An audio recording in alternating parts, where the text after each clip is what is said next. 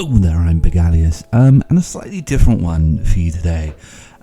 So the news is Playboi Carti finally put out his album of a lot of songs, and the news, as a huge Kendrick fan that I am, is that Kendrick is featured on 2/3 of the songs, which may seem like a lot, but again, it's a very bloated album, but it is a lot. I mean, it's a lot of songs for him to feature on, and I think the feedback with that is that it's slightly odd, given that Playboi Carti is at least morally questionable, and I say that as someone who isn't really too into Playboi Carti. It's not my style of music. In the same way that I'm not really into NBA Youngboy or Ty Dolla $ign. To me, they're all just kind of the same style of music, and I don't really go in for that. I'm more excited about the fact that Billy Woods is gonna drop in May. What the hell, dude? He just put out Misery, a single for it. Oh my god. I love to see those lips shiny with blood. I'm a number one fan like Misery and Misery Love Company, and with them, she never unaccompanied. It's so gassed up. It's so good too. Man, that guy's on fire. So Billy Woods, May, I think 2nd. But yeah, the question is, is it okay that Kendrick is partnering with these people? And what does this say? And I think the big thing about that, and a lot of this I know has been covered with Fantano, but, a big part of that is how morally sound he tried to make himself last year. Because if you're going to do what he did to Drake and, based off of the way that things went, I would say that, yeah, if it's true, you should go after him like that. But if you're going to do that, you have to be morally sound yourself, right? I mean, what's his name? Hanson, the guy who goes after the pedos. Chris Hansen. If he turned out to be a pedo himself, then that wouldn't really look good on him.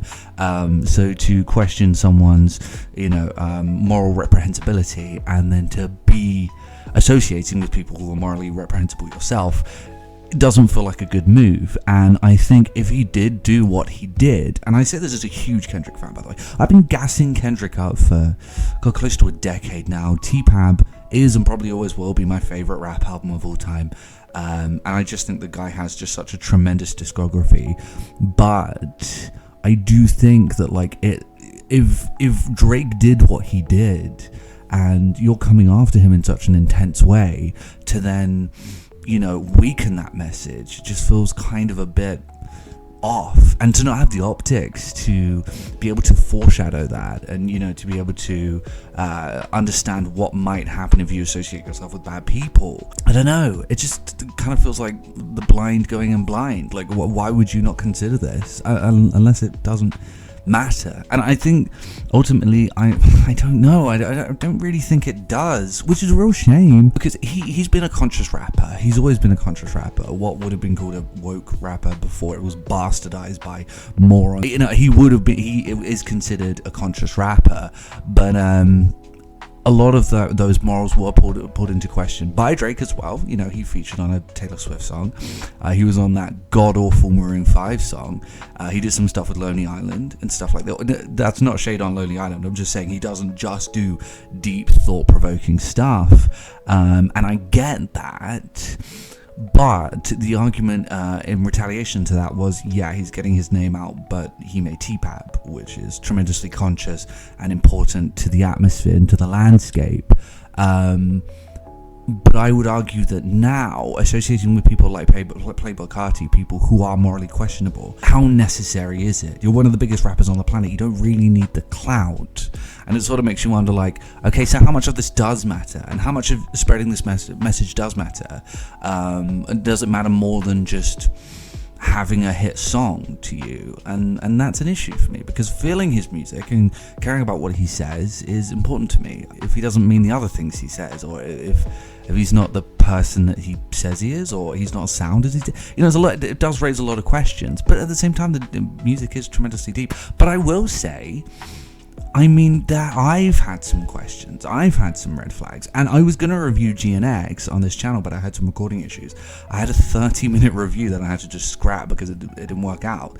But during that review, I mentioned the fact that with Kendrick, I feel as though he was very clear on how he felt about things until Mr. Morale And then things got a little bit confused. For example, on G&X, during Whacked Up Murals, you know, there's a great moment where he says, "Don't let no white comedian talk about no black woman, that's law." But in the same song, he says, "Y'all stay politically correct, I'ma do what I did." I mean, like, the question is, does it matter to you what people say and what people do, you know, and how that affects you? Or does it not? And there's no clear answer on these albums. And what worries me is, like, does the guy really have, like, this clear vision of what he cares about and the socio-political landscape that he wants? Or is it just something that he uses to write, like, pseudo deep lines? And I don't think so, because I think he made, like, very, like, T-Pack was just so brilliant and so deep, and the whole run throughout it, having the chains, standing on the cop car, all of this stuff that he did during that era was just so brilliant. But I just feel like he's become slightly sociopolitically confused, as the landscape sort of has too. I just think that maybe he's moved with that and really hasn't figured out where he is with that, and that maybe this collab with Playboi Carti is an extension of that. It's not that he isn't a good man, it's not that he doesn't care about morals. Maybe it's more that he's just like, well, I don't really know where I am, so I'm just going to do this feature because I think his music's kind of cool and catchy. You know, maybe it is that. I will say though, I thought all of this and I was worried about all of this. One thing that helped, and I never thought I'd say this sentence, but one thing that helped was Kanye.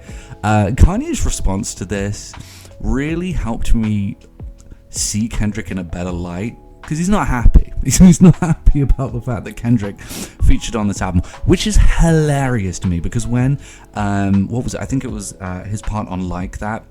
Kanye came in with this, like, cringe remix where he added his own bit. It was so cringe, and it was like, "Yeah, Dad, I got you," and Kendrick was just like, "I don't care, man." It was such a beautiful moment, and Kendrick clearly doesn't like Kanye, and I think Kanye is sort of clearly Kendrick, if not himself, is on the side of progressivism.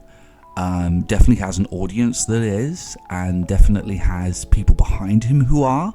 The fact that, I mean, it's very clear, right? The fact that at the Super Bowl he said, a revolution will be televised, you chose the right time but the wrong guy.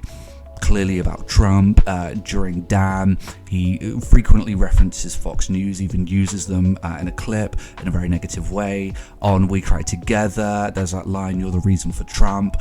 All of these, you know, progressive takes, they're littered throughout the albums, and clearly Kanye has reached a point where he's like, okay, this guy is progressive and doesn't like me, and so he's come back and he's annoyed about it. And so I think as an extension of that, he's annoyed about Playboi Carti. Now, this is going to sound like I'm coming up with, like, wild theories to excuse Kendrick, you know, associating with people that maybe he shouldn't be. But ultimately, by the way, it's up to him. I should say, it's up to him who he wants to associate with. And I know that, like, if I was bigger, people would be clipping this and be like, look, oh my God, they're making excuses for him. This is crazy. They're even coming up with conspiracies. No, I don't want you to think this. But I do think it's interesting to consider the notion that, like, people with good ideas and progressive ideas would be associating themselves with these bad people just so that they could, like, weaken and soften and tamper the name of those bad people, particularly when bad people associate with people who aren't really that cognitively aware, like Kanye, who's just like, people buy my album if I put a swastika on it. You know, these people are not very bright, and so you could create a lot of infighting by doing that. I'm not saying Kendrick's doing that, but it would be an interesting idea, wouldn't it? But yeah, those are my thoughts on that. Do I think less of Kendrick? I don't know, yeah, maybe a little bit. It does make me question him a little bit, but it won't make me stop listening to his music. T-Pap will always be what it is. Damn will always be what it is. I mean, Good Kid, Mad City, Jesus Christ, dude, let's not even get started. You know, these albums will always be what they are, but it is odd. It's odd.